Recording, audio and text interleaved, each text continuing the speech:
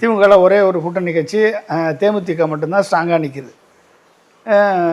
Marxist communist கட்சி வெளியில் இருந்து ஆதரவு தரேன்னு அவங்க நிற்கிறாங்க. மற்ற எல்லா கட்சியும் அவங்களோட போய் கூட்டணி சேர்ந்துட்டாங்கல்ல, அதனால் கூட்டணி இல்லை. ஸோ ஏடிஎம்கே கூட்டணியும் ஒன்றும் இல்லாமல் போச்சு, தனித்தனியாக பிரிஞ்சு போச்சு.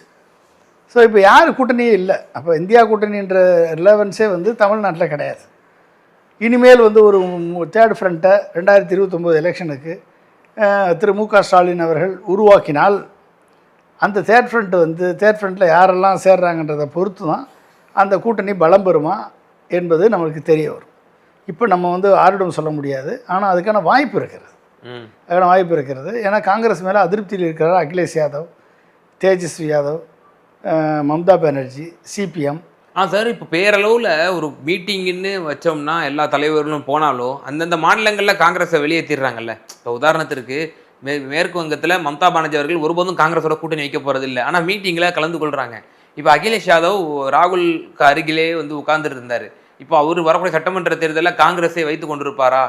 இந்த 5 மாநில சட்டமன்ற தேர்தல் முடிவின் போது நாங்கள் தோல்வி அடைந்தவுடன் ஓடக்கூடிய நண்பர்கள் அல்ல, நாங்கள் கை கொடுக்கக்கூடிய நண்பர்கள் அப்படின்னு சொல்லி புகைப்படத்தை வெளியிடுறாரு. ஸ்டாலின் அவர்களுக்கும் மம்தா பானர்ஜி அவர்களுக்கும் கை கொடுப்பது போல. அப்போ இது டைரக்டாக போகக்கூடிய மெசேஜ் காங்கிரஸ் கட்சிக்கும் திரு ராகுல் காந்திக்கும் இந்த மெசேஜ் போகுது. அப்போ அவங்க மாநிலம்னு வரும்போது காங்கிரஸ் கடந்த காலகட்டத்தில் எல்லா மாநில கட்சிகளையும் வீக்கெண்ட் பண்ணியிருக்கு. நாளைக்கு சமாஜ்வாதி கட்சியும் அதை நினைக்கும்ல, நாளைக்கு ஆர்ஜேடியும் அதை நினைக்கும்ல, ஒவ்வொரு கட்சியும் அது அப்படி நினைக்க ஆரம்பிச்சிடும்ல. ஆமாம், காங்கிரஸ் வளர்ந்துச்சுன்னா அது மற்ற மாநில கட்சிகளை வீக்கெண்ட் பண்ணி தான் வளர வேண்டியிருக்கும். எப்படி பிஜேபி வந்து மாநில கட்சிகளை ஒழித்து வளர்கிறதோ அதுபோல் காங்கிரஸ் வளர்ந்தாலும் மாநில கட்சிகளை வீக்கெண்ட் பண்ணி தான் வளரும். அதில் எந்த விதமான மாற்ற கருத்து இல்லை. ஆனால் ரியல் வளர்ச்சி இருக்கான்றதை பார்க்கணும்ல. நீங்கள் சொல்வது போல் பதவியை மட்டும் அடைதல், அது மட்டுமே குறிக்கோளாக தேர்தலில் மட்டும் நீங்கள் தேர்தலில் மட்டும் எலெக்ஷனுக்கு கூட சீட்டு வேணும், ஆனால் கிரவுண்ட் லெவலில் எந்த ஒர்க்கும் பண்ண மாட்டீங்க அப்படின்னா எப்படி உங்களுக்கு வளர்ச்சியை கொடுப்பாங்க?